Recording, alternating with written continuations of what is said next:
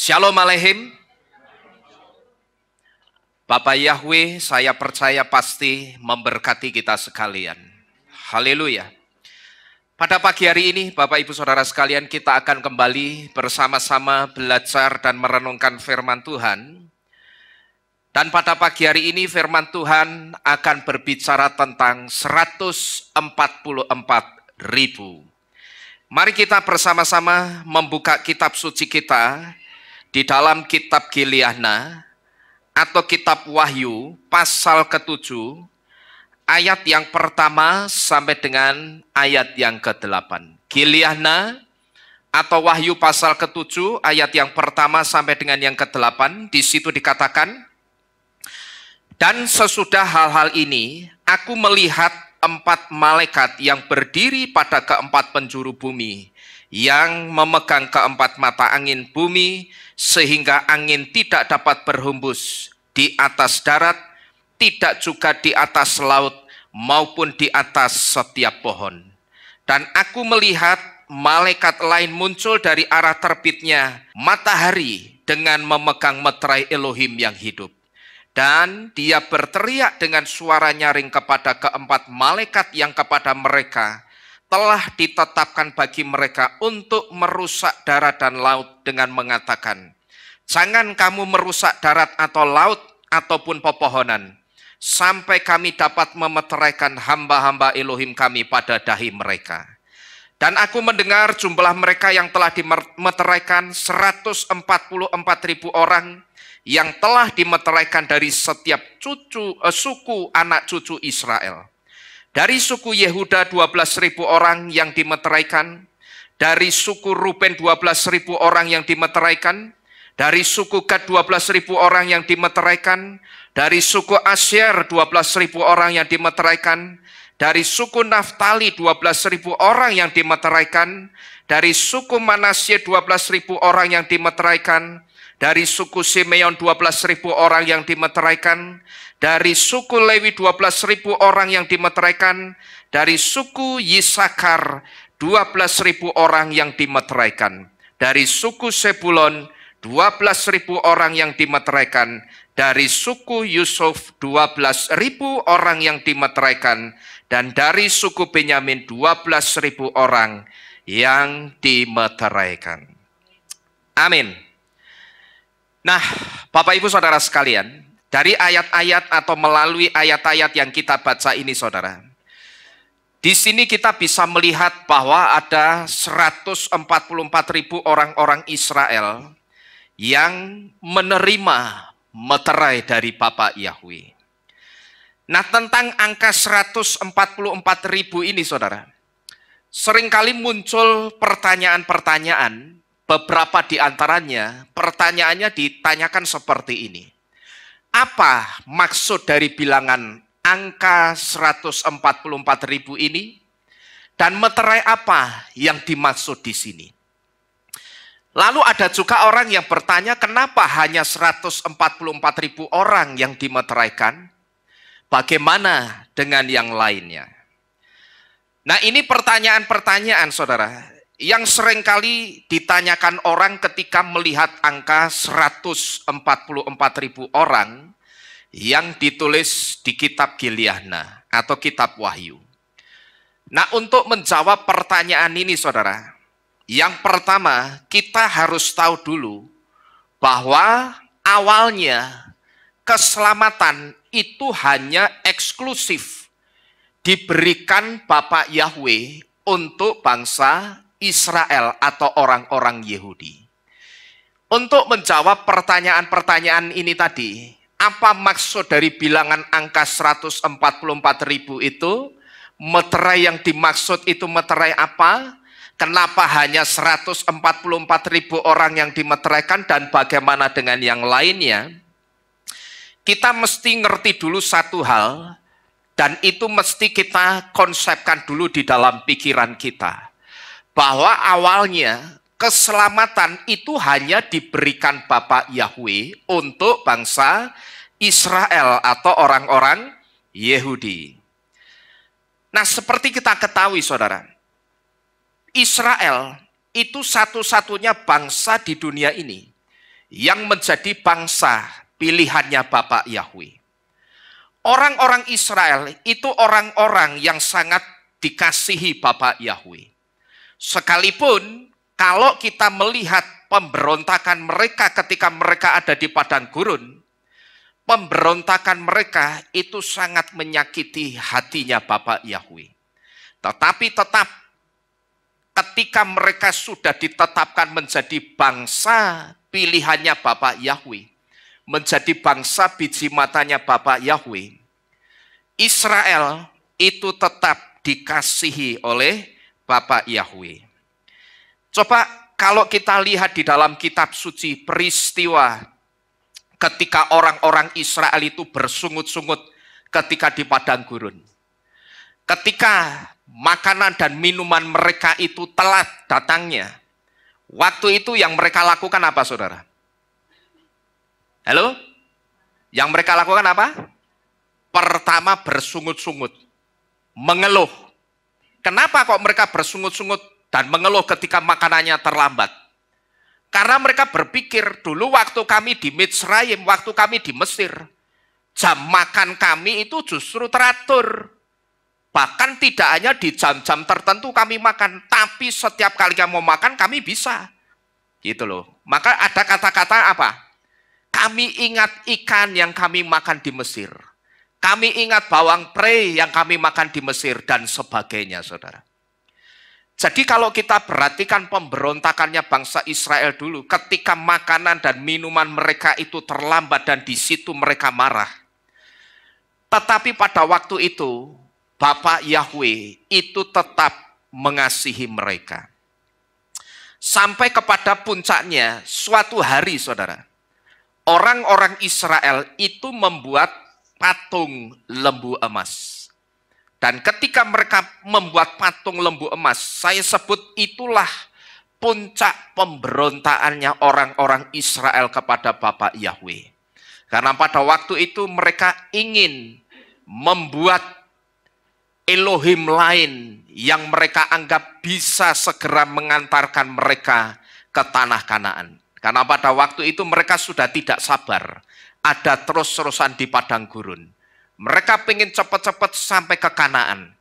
Cuman caranya salah. Mereka bikin GPS palsu yang disebut dengan patung lembu emas. Mereka berpikir patung lembu emas ini nantinya juga bisa akan melakukan mujizat, membuat tiang api dan tiang awan seperti yang Yahweh lakukan.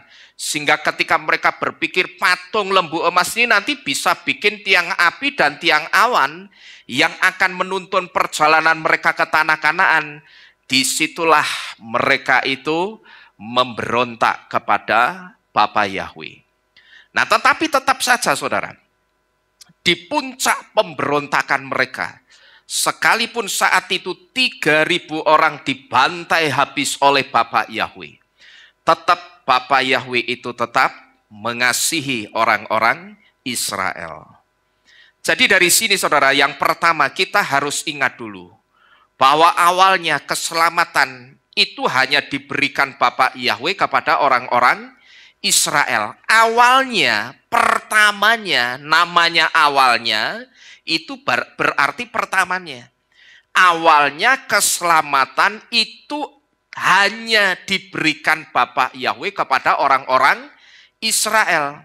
Tapi melalui kematian Yesua, keselamatan itu tidak lagi eksklusif milik orang-orang Israel atau orang-orang Yahudi. Tapi begitu Yesua mati, saat itu juga keselamatan itu terbagi untuk semua bangsa-bangsa, yang seringkali kata semua bangsa-bangsa itu disebut dengan kata apa?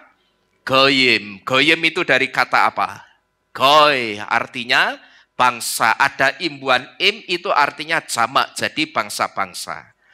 Jadi melalui kematian Yesua saudara, anugerah keselamatan yang tadinya eksklusif miliknya orang-orang Israel, sekarang sudah tidak eksklusif lagi milik orang-orang Yahudi. Tetapi sekarang keselamatan itu sudah terbagi untuk semua bangsa. Coba kita Lihat di dalam kitab Romiim pasal ketiga ayat 29 dan pasal 11 ayat yang ke-11. Romiim atau Roma pasal ketiga ayat 29, di situ dikatakan, atau apakah dia Yesua Elohim milik Yehudi saja dan bukan milik bangsa-bangsa lain juga? Ya, milik bangsa-bangsa lain juga. Lalu Romiim atau Roma 11 ayat yang ke-11. Di situ dikatakan, selanjutnya aku berkata, apakah mereka tersandung sehingga mereka jatuh? Tidaklah demikian. Namun oleh kesalahan mereka, keselamatan datang kepada bangsa-bangsa lain. Keselamatan datang kepada goyim untuk membuat mereka cemburu. Jadi dari ayat-ayat ini saudara, jelas bahwa melalui kematian Yesua, di situ keselamatan itu mulai terbagi kepada bangsa-bangsa lain atau kepada goyim. Dan ini termasuk saudara dan saya. Kita itu kan goyim saudara. Kita bukan orang Yahudi, bukan orang Israel. Nah kalau dikatakan mulai terbagi, berarti awalnya kita itu tidak mendapatkan anugerah keselamatan. Ini yang mesti kita ingat-ingat saudara. Karena kalau kita bisa ingat-ingat satu hal ini, nanti saudara dan saya, kita itu akan bisa mengembangkan yang namanya ucapan syukur. Kita akan tahu yang namanya bersyukur ketika kita bisa ingat, oh ternyata awalnya aku yang adalah goyim ini tidak mendapatkan anugerah keselamatan. Tapi setelah Yesua Tuhanku itu mati, saat itu keselamatan itu tidak lagi eksklusif miliknya orang-orang Yahudi, tapi aku yang adalah goyim juga mendapatkan anugerah keselamatan itu. Dan andai saja orang-orang yang sekarang ini menukarkan Yesua dengan yang lain, tahu dan bisa terus ingat-ingat satu hal ini. Kalau mereka itu ingat, mereka tidak akan pernah menukarkan Yesua dengan apapun, saudara. Ya, kalau mereka terus-terus ingat hal ini, awalnya keselamatan itu untuk Israel, bangsa-bangsa itu tidak ada yang diselamatkan awalnya. Tapi ketika mereka ingat hal ini, seharusnya mereka bersyukur. Ternyata melalui kematian Yesus, sekarang aku mendapatkan keselamatan, dan mestinya setelah mendapatkan keselamatan itu dijaga. Jangan malah ditukarkan dengan yang lain, Bapak Ibu Saudara sekalian. Jadi sekali lagi, dari dua ayat yang ada di dalam kitab Romiim semua ini, di situ kita bisa melihat dengan jelas bahwa kematian Yesua itu membagikan keselamatan untuk bangsa-bangsa lain. Dan sekali lagi, kalau dikatakan mulai terbagi, berarti awalnya kita mendapatkan keselamatan atau tidak, goyim ini? Tidak. Tapi melalui kematian Yesua, saudara dan saya, yang secara darah kita itu bukan Yahudi, tapi kita goyim. Tetapi sekarang kita mendapatkan anugerah keselamatan itu. Secara darah kita itu bukan Yahudi. Kita itu goyim tulen, saudara. Ya, goyim tulen. Tetapi kita jadi mendapatkan anugerah keselamatan. Nah, lalu pertanyaannya sekarang begini. Apakah sekarang ini keselamatan untuk goyim atau keselamatan untuk orang-orang di luar Israel itu masih berlaku? Kira-kira masih berlaku atau tidak, saudara? Keselamatan untuk orang-orang di luar Israel atau goyim sampai hari ini itu masih berlaku dan tetap berlaku. Tetapi ada apanya ini? Ada limit waktunya, ada batas waktunya. Kapan itu batas waktunya? Batas waktunya itu sampai jumlah goyim atau jumlahnya orang-orang di luar Yahudi yang akan diselamatkan terpenuhi kuota keselamatannya.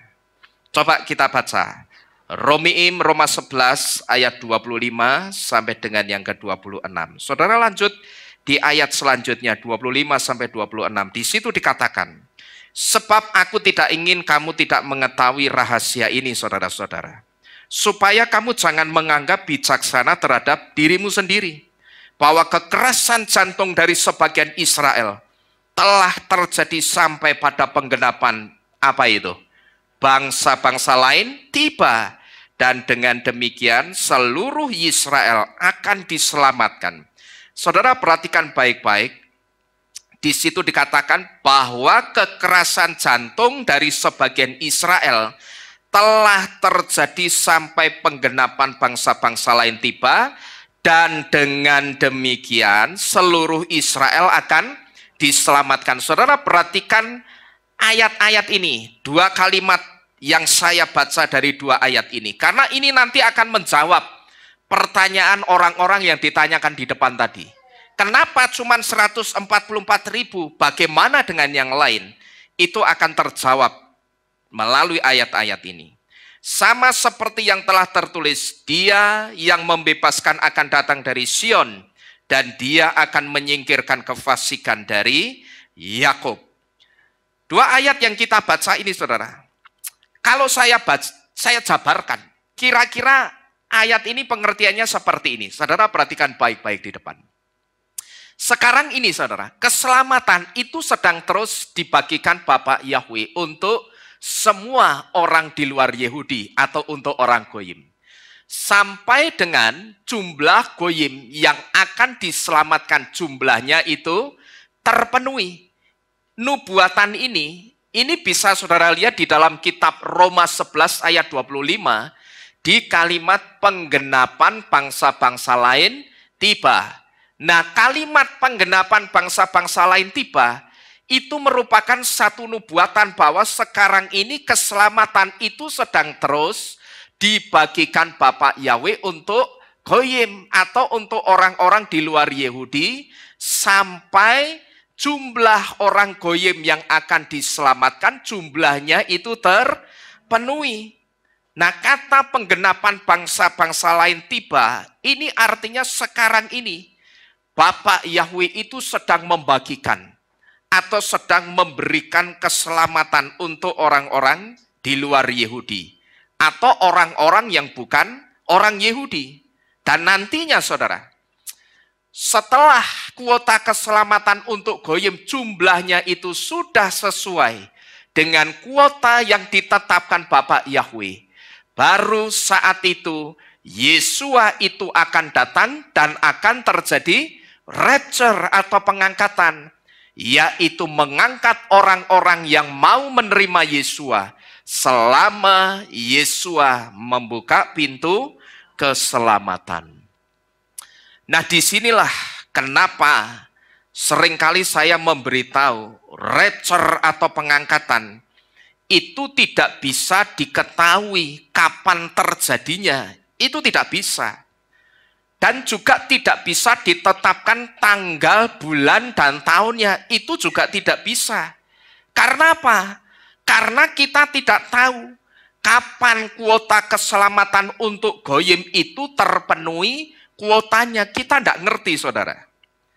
Dari 100% kuota keselamatan yang sekarang ini disediakan Bapak Yahweh untuk Goyim, kita tidak tahu sekarang ini kuotanya sudah terisi berapa persen. Kita itu tidak tahu.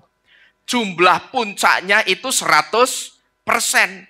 Tetapi sekarang ini tanggal berapa ini? Tanggal 6 Oktober. Kuota keselamatannya untuk Goyim sudah terpenuhi berapa persen dari 100%? Kita tidak tahu. Bisa 75%, bisa 50%, atau bahkan mungkin baru 5%.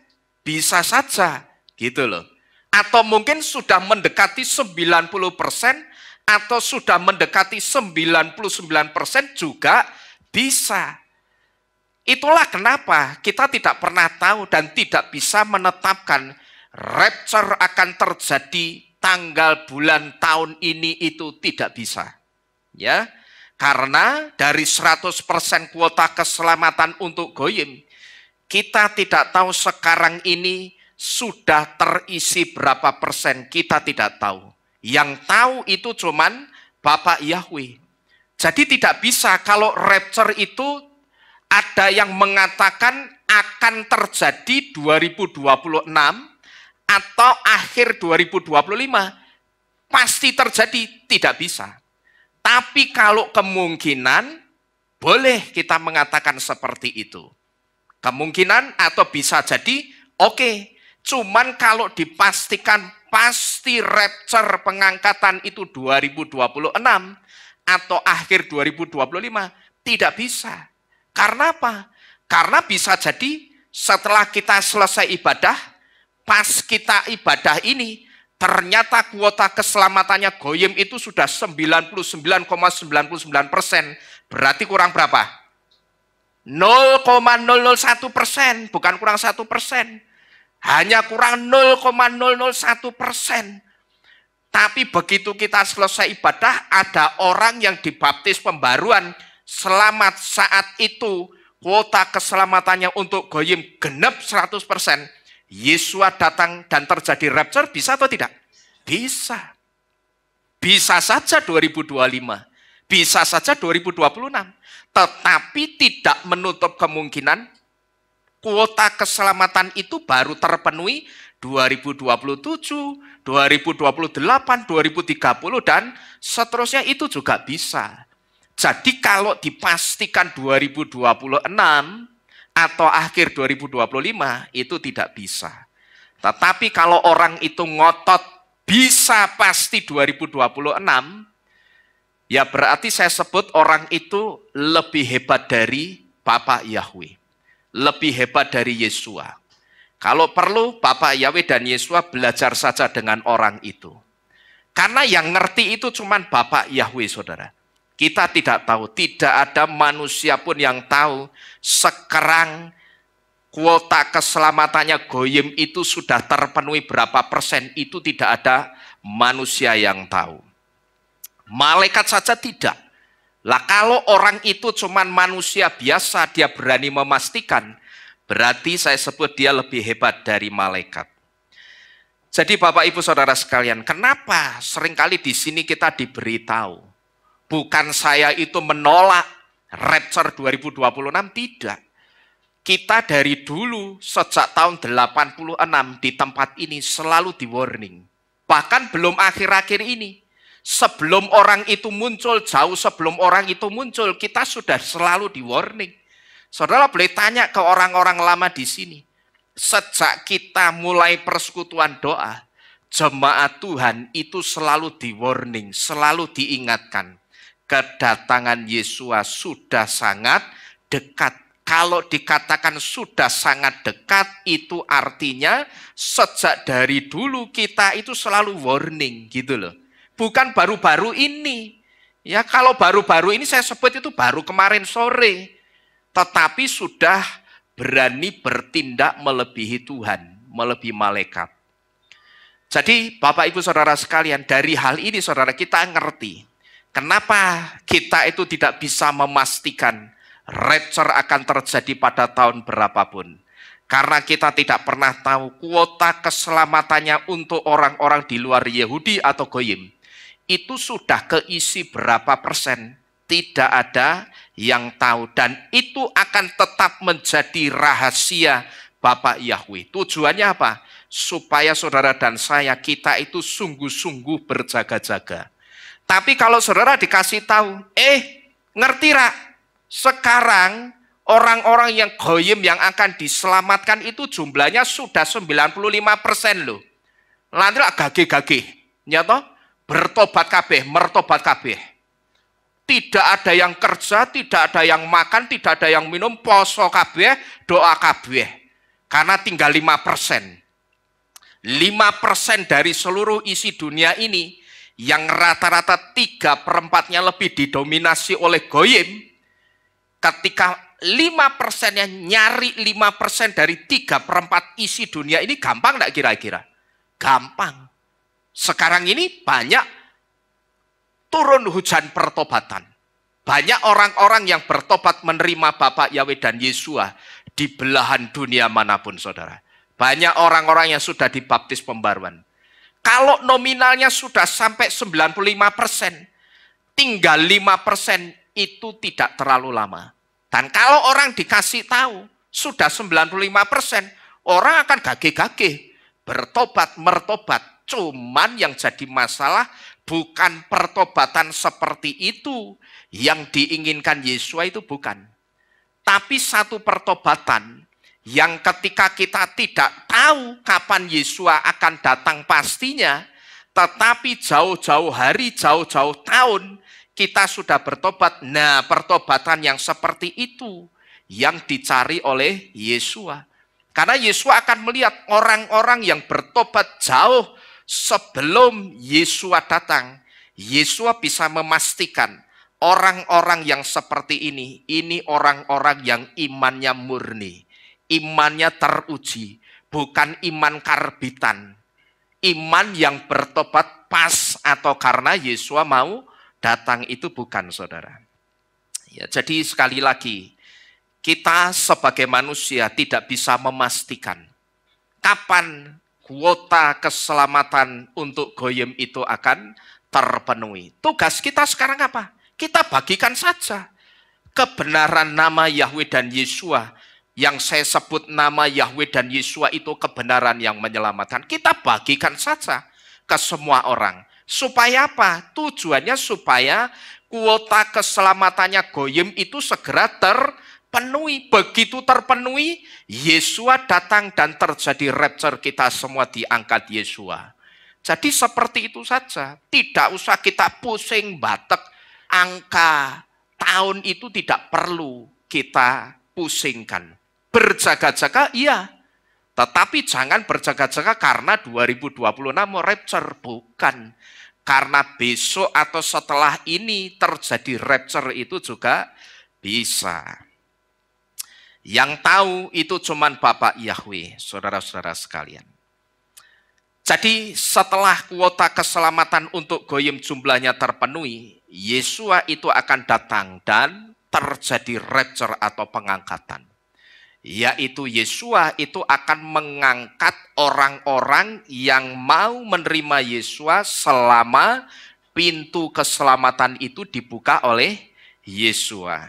Dan saat itu, saudara, setelah semua goyim atau setelah semua orang-orang di luar Yahudi yang diselamatkan terpenuhi kuotanya, pintu keselamatan untuk goyim itu akan ditutup oleh Bapak Yahweh. Ya, perhatikan baik-baik.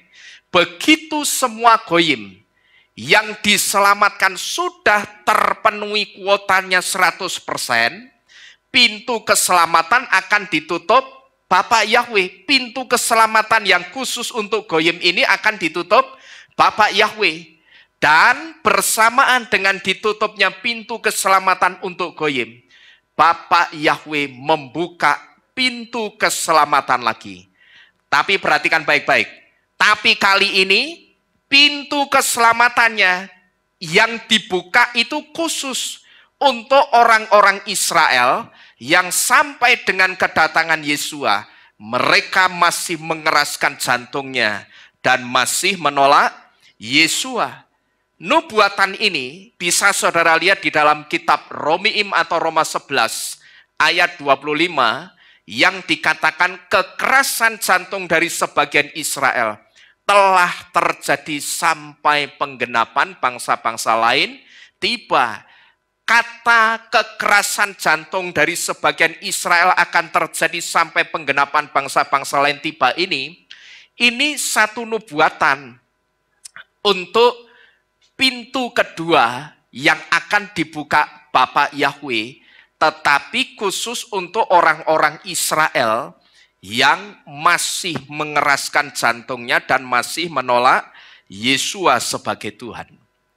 Dan ketika pintu keselamatan untuk orang-orang Israel dibuka Bapak Yahweh, Bapak Yahweh menyediakan kuota keselamatan sebesar 144.000 orang. Untuk orang-orang Israel itu disediakan 144.000 orang. Dan ini sedang terus digenapi.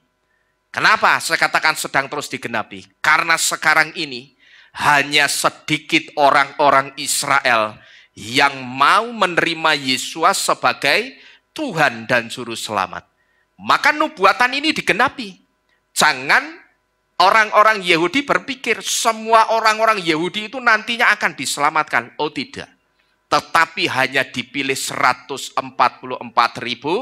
orang Yahudi yang akan diselamatkan. Gitu loh. Dan ini terbukti penggenapannya bisa kita lihat dengan apa? Sekarang ini orang-orang Yahudi yang menerima Yesus itu jumlahnya sangat sedikit sekali, saudara, dibandingkan dengan populasi penduduk Israel. Nah, ketika pintu keselamatan untuk orang-orang Israel dibuka Bapak Yahweh, Bapak Yahweh menyediakan kuota keselamatan sebesar 144.000 orang. Masing-masing suku Israel itu dikasih jatah keselamatan 12.000 orang per sukunya. Kalau 12.000 orang per suku dikalikan jumlah suku Israel itu ada 12, maka 12.000 dikali 12 ketemunya 144.000 orang. Nah ini nubuatannya saudara kembali bisa lihat di Roma 11 ayat 25, dikata sebagian Israel. Dan Roma 11 ayat 26 dikata seluruh. Kata sebagian Israel ini mengarah kepada 12 suku Israel, sedangkan kata seluruh di ayat 26-nya mengarah kepada 144.000 orang-orang Israel. Jadi kalau kita mengacu ke kitab suci, saudara, nantinya alurnya itu seperti ini, saudara. Sekarang ini pintu keselamatan dibuka untuk goyim sampai kuotanya terpenuhi. Begitu terpenuhi, Bapak Yahweh itu akan menutup pintu keselamatan untuk goyim. Dan saat itu membuka pintu keselamatan untuk mencari bilangan 144.000 orang-orang Israel. Jadi kalau kita perhatikan, nantinya alurnya seperti ini. Sekarang keselamatan dibagi dulu kepada orang-orang goyim. Sampai jumlah orang goyim yang akan diselamatkan kuotanya terpenuhi. Begitu terpenuhi, pintu keselamatan untuk goyim ditutup, digembok, sudah tidak bisa lagi. Saat itu orang-orang goyim yang mau menerima Yesus, mereka sampai nangis darah, tidak akan bisa. Mereka katakan, iya, oke, aku akan terima Yahweh dan Yesus saja. Bukan nama berhala yang lain. Aku akan memanggil nama Yahweh dan Yesus saja. Bukan nama berhala yang lain. Sudah terlambat. Pintu keselamatan itu sudah dikunci. Dan setelah itu, begitu Bapak Yahweh gembok pintu keselamatan untuk goyim. Bapak Yahweh buka pintu satu lagi. Kret. Itu dibuka untuk siapa? Orang-orang Israel untuk nyari berapa tadi? 144.000 orang-orang Yahudi yang akan diselamatkan. Nah lalu siapakah ke 144.000 orang ini? 144.000 orang ini adalah orang-orang Israel yang mau menerima Bapak Yahweh dan Yesus, yang akan diselamatkan dan diproteksi secara khusus oleh Bapak Yahweh pada masa pemerintahan anti-Hamasyah selama 3,5 tahun, dan nantinya merekalah yang akan bersama-sama dengan Yesus di Bukit Sion, seperti kitab Gileadna atau Wahyu 14 ayat yang pertama katakan. Nah inilah yang dimaksud dengan bilangan 144.000 orang di kitab Gileadna atau kitab Wahyu tadi. Nah kalau kita perhatikan saudara, sekarang coba kita renungkan dan kita perhatikan. Kalau kita perhatikan kejadian ini kejadiannya sama persis dengan kejadiannya pada zaman Noah atau zamannya Nuh dulu. Waktu itu saudara, kalau saudara perhatikan kisahnya Nuh, Bapak Yahweh itu juga memberikan atau membagikan anugerah keselamatan kepada orang-orang yang ada di zamannya Noah atau zamannya Nuh. Nah, tetapi ternyata yang terjadi apa? Orang-orang itu menolak atau menerima? Menolak. Bahkan tidak hanya menolak, saudara, tetapi saat itu Nuh yang setiap hari sampai bertahun-tahun mengingatkan mereka, sebentar lagi dunia ini akan diluluh lantakan dengan air bah. Nuh malah ditertawakan. Nuh itu malah ditertawakan dan Nuh itu dianggap gila. Karena apa? Bikin bahtera tapi di atas gunung. Dengan kata lain mereka sedang ngomong, kowe nggawe kapal ning dhuwur gunung Nuh, banyu saka ngendi? Ya toh, banyu laut. Oke, kapan banyu laut munggah tekan kene? Gitu loh. Nuh justru diketawakan. Nuh justru dianggap gila. Kalau saudara perhatikan waktu-waktu ini, berapa banyak orang-orang Kristen yang juga bersikap seperti zamannya Nuh. Mereka sering khotbah tentang zamannya Nuh. Mereka sering mendengarkan firman tentang zamannya Nuh. Tetapi ternyata mereka sendiri adalah orang-orang yang menjadi bagian dari zamannya Nuh itu. Mereka justru orang-orang yang mentertawakan nama Yahweh. Mereka justru orang-orang yang mentertawakan nama Yesua. Nama yang menyelamatkan. Justru kita diketawakan, dianggap gila, dianggap sesat. Kalau saudara perhatikan fenomena ini, bukankah ini persis dengan yang terjadi pada zamannya Nuh? Kalau orang-orang itu menolak keselamatan, waktu itu saudara, Bapak Yahweh itu tidak mau pusing. Ya, demikian pula dengan sekarang ini. Ya, tetapi pada waktu itu, ketika orang-orang itu menolak keselamatan dari Bapak Yahweh, Bapak Yahweh itu tidak mau pusing. Apakah Bapak Yahweh terus sedih? Tidak. Bapak Yahweh waktu itu cuma ngomong sama Noah. Noah, kalau orang-orang itu menolak keselamatan, biarkan saja. Sekarang, kasihkan keselamatan itu kepada apa itu? Binatang-binatang. Dan akhirnya justru banyak binatangnya yang diselamatkan ketimbang manusianya. Karena manusianya sibuk apa? Tertawa. Manusianya sibuk ngejek, sibuk menghina Bapak Yahweh, menghina nama Yahweh sekarang ini. Tetapi suatu hari nanti mereka akan melihat kejadian yang persis dengan zamannya Noah. Ketika mereka sekarang ini mentertawakan nama Yahweh Yesua dan menganggap orang-orang yang percaya Bapak Yahweh itu sesat, suatu saat nanti mereka akan mengalami sama seperti yang dialami orang-orang pada zamannya Nuh. Pola kitab suci kita mesti ingat, zaman kitab suci itu hanya ada dua zaman. Yang pertama zaman nubuatan, yang kedua zaman nubuatan yang dimunculkan. Zaman penggenapan nubuatan yang kedua. Yang pertama itu zaman nubuatannya, yang kedua zaman penggenapan nubuatan. Kalau dulu nubuatannya itu melalui zamannya Nuh, orang-orang zaman sekarang ini banyak yang mentertawakan dan menolak keselamatan dari Bapak Yahweh. Nanti di zaman penggenapan nubuatan ini akan terbukti apa yang dialami oleh orang-orang zamannya Nuh yang disapu oleh air bah, itu juga akan terjadi di zaman orang-orang yang sekarang ini menolak Bapak Yahweh dan Yesua. Sekalipun mungkin caranya bukan pakai air bah, atau pakai air bah juga bisa. Tetapi dengan berbagai cara mereka akan mengalami yang dialami oleh orang-orang pada zamannya Noah. Jadi Bapak Yahweh pada waktu itu tidak pusing. Nuh, yang kamu sampaikan justru ditertawakan, kamu dianggap gila, biarkan saja. Ya, dengan kata lain Bapak Yahweh itu sedang ngomong apa?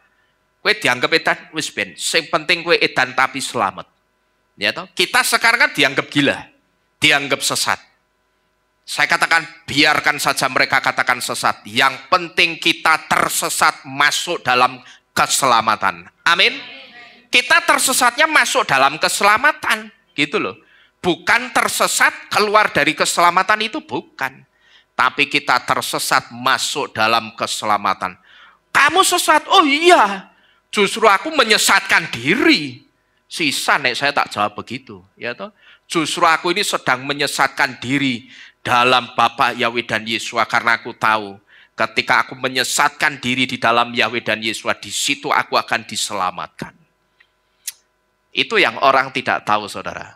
Jadi perlu marah enggak kita, saudara? Tidak perlu. Diomongin sesat, iya betul. Betul, betul aku ini sesat. Ya. Aku sedang menyesatkan diri dalam keselamatan. Tidak perlu kita itu marah. Cukup kita bersikap seperti Bapak Yahweh dulu. Keselamatan dariku ditolak, no? Biarkan saja. Kasihkan keselamatan itu kepada siapa? Binatang. Dan binatang itu sekaligus menjadi simbol goyim. Ya, binatang itu sekaligus menjadi simbol goyim. Dan orang-orang yang dulu mentertawakan Nuh itu simbol orang-orang Yahudi atau orang-orang Israel yang menolak keselamatan, menolak Yesua. Tidak apa-apa, tolak ya sudah. Tetapi pada akhirnya mereka dibinasakan. Justru goyim yang saat itu yang disimbolkan dengan binatang, justru banyak yang masuk ke dalam bahtera keselamatannya Nuh, gitu loh. Nantinya yang akan masuk, banyak masuk ke dalam bahtera keselamatannya Bapak Yahweh dan Yesua, itu justru goyim, saudara. Nah, buktinya apa? Nah, saudara lihat saja. Yang akan diselamatkan dari orang-orang Israel cuma berapa ini? 144.000 orang. Kalau orang goyim sudah berapa? Wah, ya toh. Pak Lukas saja sudah baptis ribuan orang. Gitu loh. Belum saya, belum pengagung Yahweh lainnya yang membaptis orang-orang. Nek dikumpulkan jumlahnya itu sudah jutaan. Tidak hanya 144.000 orang. Tidak. Ya perhatikan, ini nubuatannya persis. Yang masuk ke dalam bahteranya Nuh itu justru banyak apanya? Binatang atau manusia? Binatangnya. Binatang itu simbol goyim gitu loh. Maka pada waktu Bapak Yahweh kasih penglihatan ke Kefa atau Petrus, Bapak Yahweh turunkan 1 lembar karpet putih. Yang di atasnya ada apa? Manusia atau binatang itu? Binatang. Cuman sama orang-orang yang anti makanan kosher, yang mulutnya masih makan sembarangan, itu dianggap sebagai pembenaran. Loh, gitu loh. Petrus lah rasulnya Bapak Yahweh toh, rasulnya Yesua. Kuwi Bapak Yahweh ngomong loh, suruh sembelihlah dan makanlah. Padahal binatang-binatang yang ada di atas karpet yang turun dari langit itu bukan binatang yang kosher. Bukan seperti itu maksudnya. Itu ceritanya pada waktu itu. Kefa atau Petrus itu mau didatengin sama ajudan-ajudannya atau perwira-perwiranya Cornelius. Sedangkan Cornelius dan perwira-perwiranya ini kan bukan orang-orang Israel gitu loh. Bukan orang-orang Yahudi. Sedangkan orang-orang Yahudi itu sangat menjaga hubungan. Mereka itu tidak boleh dekat-dekat dengan orang-orang goyim. Karena apa? Mereka tahu goyim itu pengaruh buruknya sangat besar. Kalau mereka dekat-dekat sama goyim, mereka bisa terpengaruh kebiasaan buruknya orang goyim. Maka orang Yahudi itu disuruh jaga jarak dengan orang goyim. Nah karena Bapak Yahweh, karena Yesua itu ngerti pola jaga jaraknya Kefa, yang adalah seorang Yahudi, dikasih penglihatan dulu. Diturunkan sebuah karpet putih.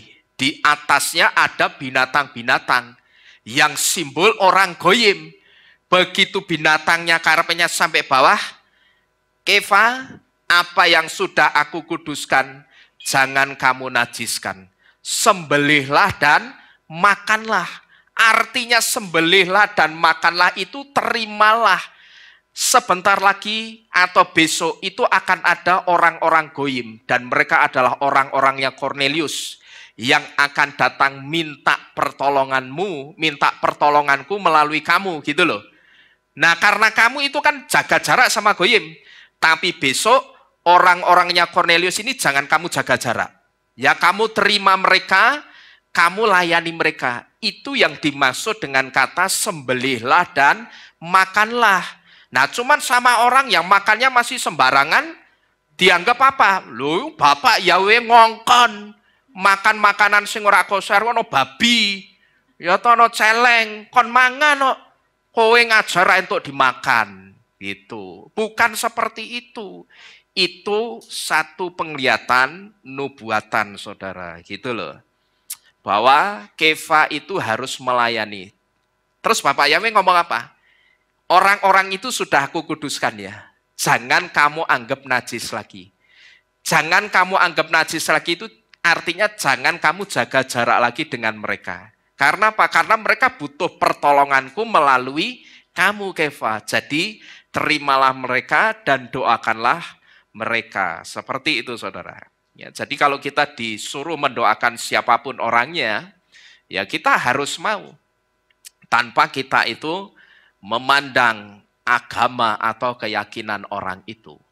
Karena justru kalau saya diminta oleh orang dari lain iman, saya justru sukacita. Karena itu kesempatan saya menyampaikan kebenaran. Nah, jadi sekali lagi kalau kita lihat zaman yang sekarang ini saudara. Di mana sekarang ini banyak orang-orang Yahudi atau orang-orang Israel yang menolak Yesua atau menolak keselamatan itu.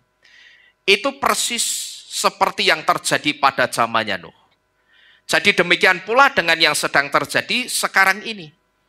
Sekarang ini sebetulnya Bapak Yahweh itu sedang membukakan pintu anugerah keselamatan untuk semua orang-orang Israel. Perhatikan, sekarang ini bersamaan dengan dibukanya pintu keselamatan untuk semua orang-orang goyim, Bapak Yahweh itu juga buka pintu keselamatan untuk semua orang-orang Yahudi atau orang-orang Israel. Cuman sayang, sampai detik ini masih banyak orang-orang Israel yang menolak Yesua sang keselamatan itu. Dan nantinya saudara, ketika kesempatan selamat yang terakhir diberikan Bapak Yahweh, saat itu yang bisa diselamatkan jumlahnya hanya berapa itu? 144.000 orang Israel saja. Itu pun hanya orang-orang Israel yang memanggil nama Yahweh dan Yesua. Orang-orang Israel yang tidak memanggil nama Yahweh dan Yesua tidak akan pernah diselamatkan. Jadi sekarang ini kesempatan sedang dibuka lebar untuk semua, bukan hanya untuk 144.000.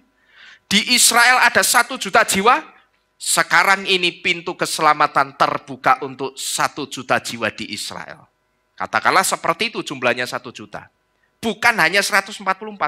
144.000 itu nanti.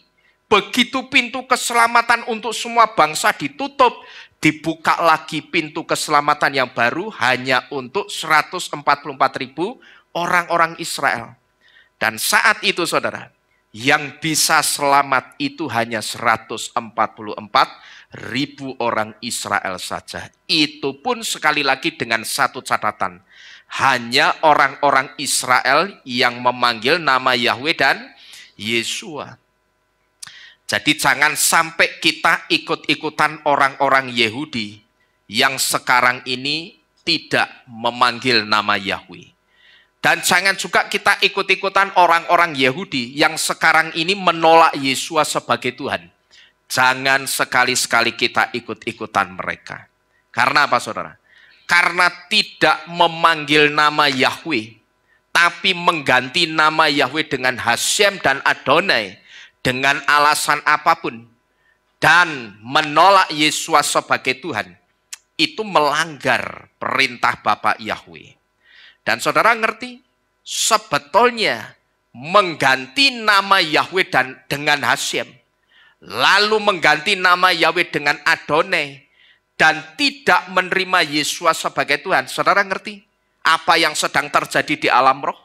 Yang sedang terjadi itu sebetulnya ini semua upayanya setan untuk menghapus nama Yahweh dan menghapus karya keselamatan yang dilakukan oleh Yesua. Setan itu tidak senang. Ada superhero yang bernama Bapak Yahweh dan Yesua. Setan itu tidak suka. Maka dengan berbagai cara dia berusaha yang pertama hapus nama Yahweh. Terus orang disuruh memanggil apa? Hashem dan Adonai. Nek manggilnya Hashem berarti nama Yahwehnya disebut atau tidak? Di situ setan tepuk tangan. Karena dia sudah berhasil membuat orang itu menyingkirkan nama Yahweh. Caranya halus. Nama Yahweh itu kan kudus. Tidak boleh dipanggil-panggil. Nah itu cara yang halus saudara.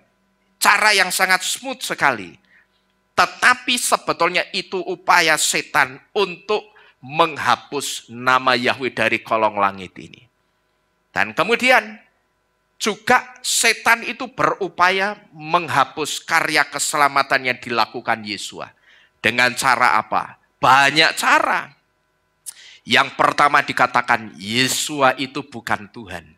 Kalau dikatakan bukan Tuhan, otomatis Yesua itu tidak membawa keselamatan. Gitu loh. Terus mereka juga pakai orang-orang iman seberang. Setan ini juga pakai orang-orang iman seberang untuk ngomong apa? Yang disalib itu sebetulnya bukan Yesua, tapi cuman orang yang diserupakan dengan Yesua. Gitu loh. Yang tujuannya apa? Mau menyingkirkan karya keselamatan yang dilakukan Yesua. Karena setan ngerti. Yesua mati tujuannya untuk masuk ke dalam jurang kebinasaan untuk merebut jiwa saudara dan saya. Sehingga jiwa saudara dan saya yang harusnya ada di jurang kebinasaan, kita jatahnya mati kekal. Sekarang saudara dan saya itu hidup dalam hayem lanitsah, masuk dalam kehidupan kekal. Setan tidak suka yang beginian. Maka dua hal ini berusaha dia bungkam, berusaha dia hapus dengan berbagai cara. Tetapi tidak ada yang bisa membendung kekuatannya Bapak Yahweh. Banyak sekali setan itu mengalami kegagalan demi kegagalan. Sekalipun saya katakan, setan juga ada berhasilnya. Kapan itu saudara? Ketika sekarang ini ada orang-orang yang sudah percaya Bapak Yahweh, tapi dia tinggalkan Bapak Yahweh lagi. Dia tukarkan, dia kembali kepada dua nama berhala yang lama. Disitulah saya sebut setan itu berhasil, ada berhasilnya gitu loh.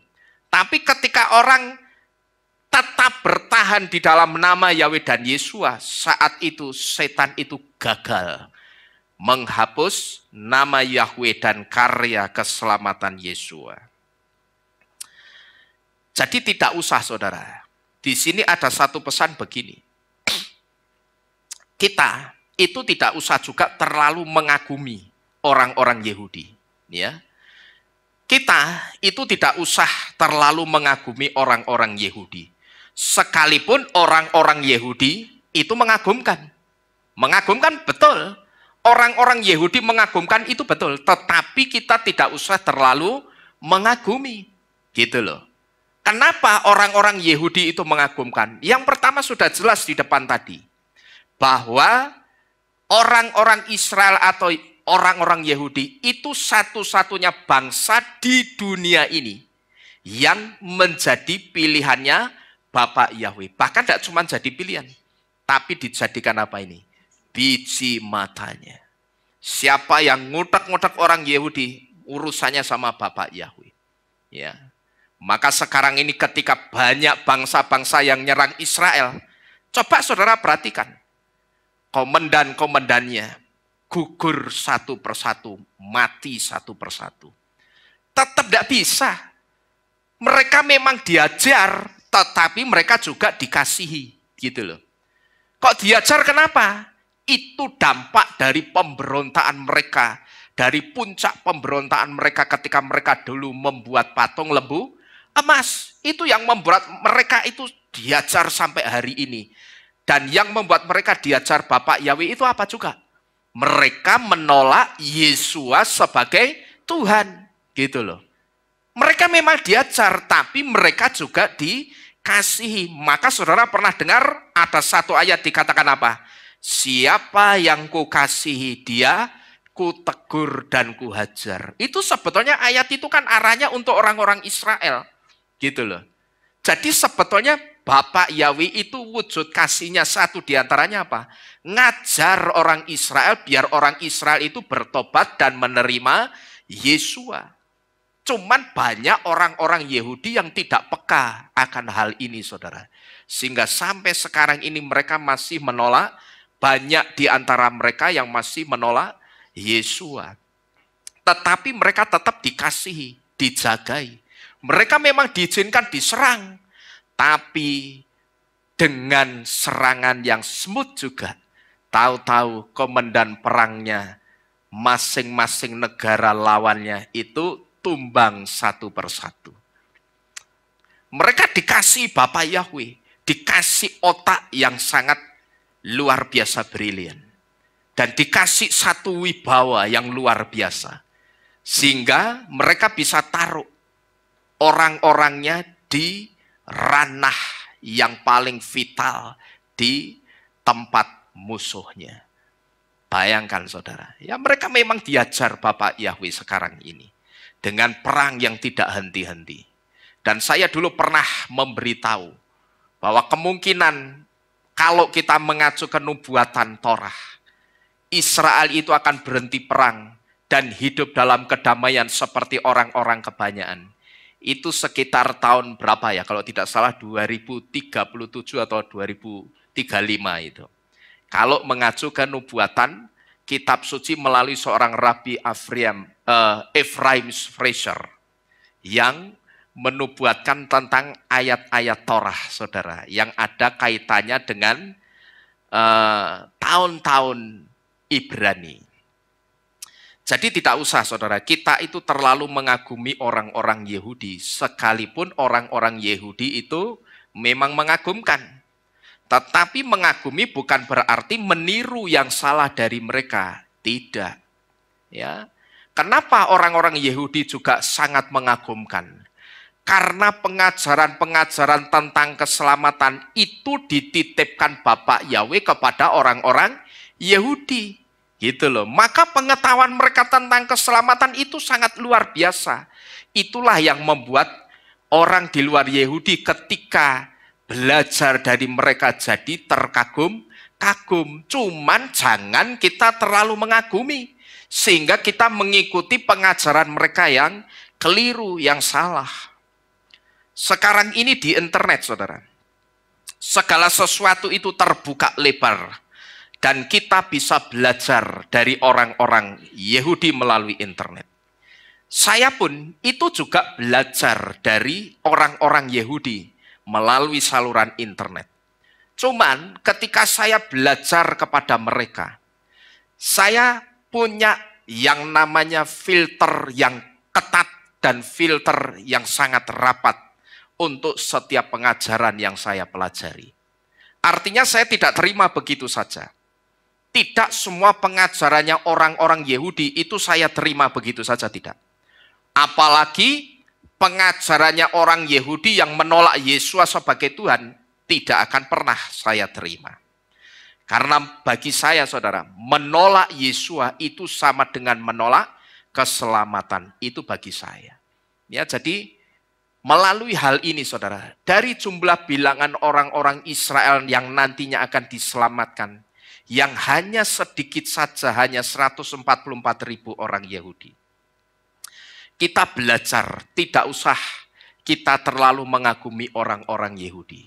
Kita berdoa untuk orang-orang Yahudi dan Israel yang sekarang ini sedang dirundung perang terus-menerus. Itu harus kita berdoa terus. Karena walau bagaimanapun itu biji matanya Bapa Yahweh. Saudara memberkati bangsa Israel, Bapak Yahweh akan memperhitungkan berkatnya untuk saudara. Jangan kita ikut-ikutan mengutuki mereka juga. Tidak boleh. Ya, kenapa saya mengatakan seperti ini? Karena saya lihat ada orang Kristen yang justru ikut-ikutan ngutuk Israel. Lali lah gendeng ini. Nyata di kitab suci sudah diomongi. Israel melalui Yakov, melalui nama Yakov yang diganti Israel. Siapa yang memberkati kamu akan diberkati. Yang mengutuk akan dikutuk. Lah kok malah ikut-ikutan dengan bangganya, saya mengutuk keras Israel. Kalau itu bukan orang Kristen, saya maklum. Karena di kitab sucinya tidak ada. Tapi kalau itu orang Kristen, jenenge gendeng. Ngerti? Ya. Sudah ngerti di kitab sucinya ada, malah mulutnya ikut-ikutan ngutuk Israel.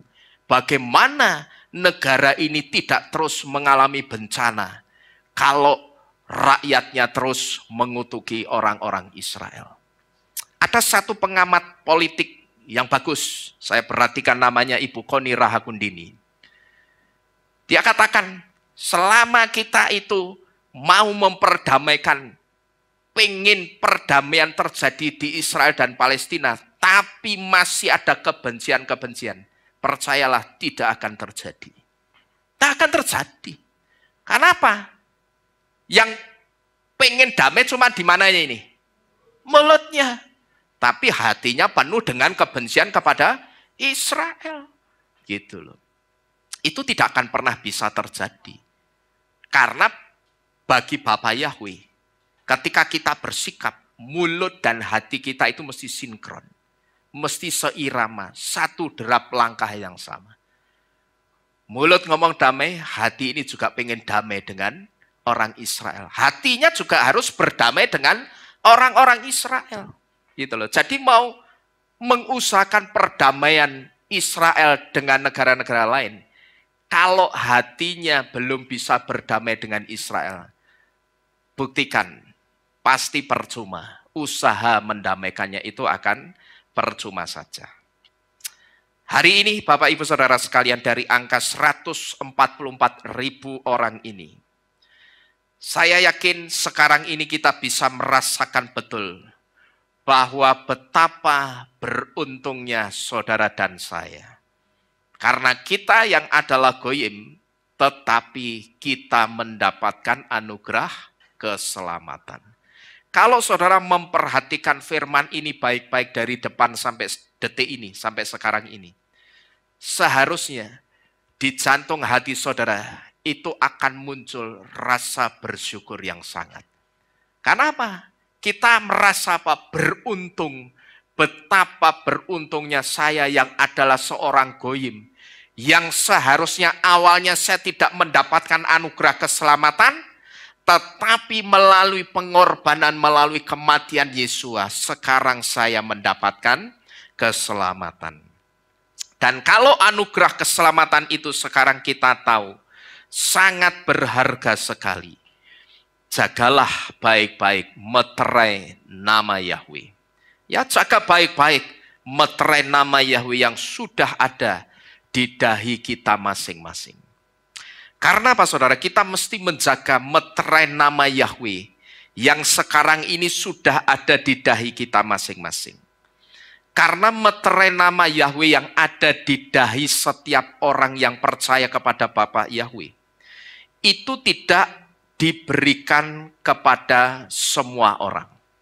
Hanya orang-orang tertentu yang berhak atas meterai ini. Perhatikan baik-baik. Hanya orang-orang tertentu yang berhak atas meterai nama Yahweh ini. Buktinya apa? Sekarang ini banyak orang-orang yang tadinya sudah percaya Bapa Yahweh, sudah percaya Yesus, dibaptis pembaruan, balik maneh. Ya toh? Ke berhala yang lama. Itu satu bukti bahwa meterai nama Yahweh itu tidak diberikan kepada sembarang orang. Harus apa? Orang-orang yang masuk profesi atau nubuatannya Bapa Yahweh. Masih ingat profesi atau nubuatan itu artinya apa? Profesi atau nubuatan itu artinya the heart of Yahweh. Jantungnya Yahweh atau isi jantungnya Yahweh. Dan orang, perhatikan baik-baik, orang yang isi jantungnya Bapa Yahweh, itu yang pertama artinya apa? Orang itu, jantung itu tempat keluarnya apa? kehendak-kehendak. Itu artinya orang yang jadi isi jantungnya Bapak Yahweh itu, kenapa saya katakan tidak kepada sembarang orang meterai nama Yahweh itu diberikan. Harus orang yang jadi isi jantungnya Yahweh, nubuatan jantungnya Yahweh. Karena orang yang sampai diselamatkan, itu karena memang Bapak Yahweh itu berkehendak menyelamatkan orang itu. Dan satu di antara orang-orang yang dikehendaki Bapak Yahweh untuk diselamatkan, itu saudara dan saya. Asal dengan satu catatan, sampai kesudahannya, saudara pertahankan meterai nama Yahweh dan Yesua itu. Ya. Yang kedua, kalau yang pertama tadi, karena Bapak Yahweh menghendaki orang itu untuk diselamatkan. Yang kedua, orang yang memang masuk profesi atau nubuatannya Bapak Yahweh, dia akan jadi pelaku Torah yang baik. Dia akan jadi pelaku Torah, itu tidak bisa dicolong. Karena sekali lagi, Torah itu diawali dengan huruf Bet dari kata Beresit. Dan diakhiri di Ulangan 34 ayat 12, di kata terakhir dengan huruf Lamed dari kata Yisrael. Ketika Lamed dan Bet itu disatukan menjadi kata Lev yang artinya jantung. Jantung itu tempat keluarnya kehendak-kehendak. Itu artinya orang yang pasti sampai kesudahnya bisa mempertahankan nama Yahweh. Dia adalah orang yang bisa jadi pelaku Torah. Tapi kalau orang itu tidak bisa jadi pelaku Torah, saudara buktikan firman yang saudara dengar pada pagi hari ini. Nanti lambat laun cepat atau lambat, orang itu akan tersingkir dengan sendirinya. Ya, saudara hanya percaya Bapak Yahweh, tapi saudara tidak jadi pelaku Torah, makan sembarangan, bahkan makanannya berhala saudara makan, yang saya sebut dengan daging korban, hati-hati. Cepat atau lambat saudara akan disingkirkan. Ya, Bapak Yahweh tidak mau ada orang-orang nantinya di Syamayimnya yang berdiri menyembah Bapak Yahweh, tapi mulutnya bau babi. Tidak mau. Gitu loh. Loh ki ono abab mambu babi. Ya. Ono mambu urang, mambu piting. Oh, tidak bisa. Dan jangan juga saudara itu jadi orang yang taat makanan kosher karena sudah divonis dokter. Sekarang makannya kosher karena dokter sudah vonis jantung koroner, kolesterol, dan sebagainya. Baru makan makanan yang kosher itu percuma. Gitu loh. Bapak Yahweh itu ngerti yang begitu itu bukan berangkat dari jantung hatinya. Tapi ketika saudara masih sehat-sehatnya, tidak ada pantangan makanan apapun, disitulah kesetiaan saudara dengan Torah itu akan diuji. Bisa tidak ketika aku sedang sehat-sehatnya, aku hindari dan aku singkirkan makan makanan yang tidak kosher. Ingat, Bapak Yahweh tidak mau. Nanti di Syamayimnya ketika saudara memuji-muji Bapak Yahweh, ono abab ambu babi, ya toh? Ono abab ambu piting, urang, kerang, terasi. Ya toh, itu bau-bauin surga. Surga wis wangi diambuni makanan-makan kayak begitu. Hati-hati saudara, Bapak Yahweh itu tidak mau. Tetapi saya yakin bau-bauan seperti itu tidak akan sampai ke surga. Karena apa? Sebelum bau-bauan seperti itu sampai surga, orang yang mulutnya bau seperti itu, surasah, ya, gondias iki, ngambon-ngamboni surgaku, tinggal wae, itu loh, ya. Jangan sampai saudara ketinggalan hanya gara-gara saudara keberatan untuk taat soal makanan kosher. Jadi satu di antara orang-orang tertentu, tadi saya memberitahu apa? Meterai nama Yahweh itu hanya diberikan kepada orang-orang tertentu. Perhatikan kata orang-orang tertentu. Kenapa saya garis bawahi kata orang-orang tertentu? Ya karena sekarang ini seperti yang saya katakan tadi, banyak orang-orang yang sudah percaya Bapak Yahweh, tapi Bapak Yahwehnya ditinggal lagi. kembali ke nama berhala yang lama lagi. Dengan berbagai alasan yang satu diantaranya tidak bisa diterima komunitasnya. Gitu loh. Padahal komunitasnya tidak menyelamatkan. Gitu. Tapi kenapa yang diberati itu justru komunitasnya, saudara-saudara sekalian. Saya lihat di tempat ini banyak orang-orang yang juga tantangannya itu komunitas dan keluarganya. Tetapi saya tidak mau sebut siapa orang-orangnya. Karena kalau saya sebut itu celah untuk setan itu nanti akan gocoh orang itu, saudara. Dan saya tahu kualitas imannya belum terlalu tertanam kuat di dalam Bapak Yahweh. Tetapi saya tahu ada di antara kita yang sekarang ini ketika kita percaya Bapak Yahweh, tantangannya itu bukan orang dari luar, tetapi dari keluarga sendiri. Dan ini bukan tantangan yang mudah. Maka terkadang saya heran, saudara. Keluarganya sendiri sudah percaya Bapak Yahweh, orang luar tidak percaya Bapak Yahweh, tetapi justru ngikutin arusnya orang luar. Komunitas di luar keluarganya yang tidak percaya Bapak Yahweh ikut. Lah inilah aneh. Yang penting itu kan kita setelah sosialisasi dari manapun, kita pergi kemanapun, akhirnya kita akan pulang dan kembali kepada siapa kita? Keluarga kita. Berarti yang penting keluarga atau orang lain? Keluarga. Yang penting keluarga kita terima Bapak Yahweh. Dia yang akan merangkul kita. Gitu loh. Ketika kita ditolak oleh komunitas yang tidak percaya Bapak Yahweh. Tetapi seringkali yang terjadi walik-walik. Ya, keluarganya sudah menerima Bapak Yahweh semua, komunitasnya belum, ikut komunitasnya. Padahal komunitasnya tidak menyelamatkan. Coba renungkan baik-baik. Yang penting itu nanti kita dan keluarga kita bersama-sama di Syamayim. Itu yang paling penting, saudara ya. Saya tahu, saya menyadari di antara kita masih banyak yang mengalami tantangan-tantangan seperti ini. Tantangan itu bukan dari orang luar, tetapi justru dari keluarga. Tetapi apakah memang harus seperti ini, saudara? Memang harus dinubuatkan seperti ini. Kitab suci ada satu ayat yang dikatakan, sebab musuh seseorang adalah seisi rumahnya sendiri.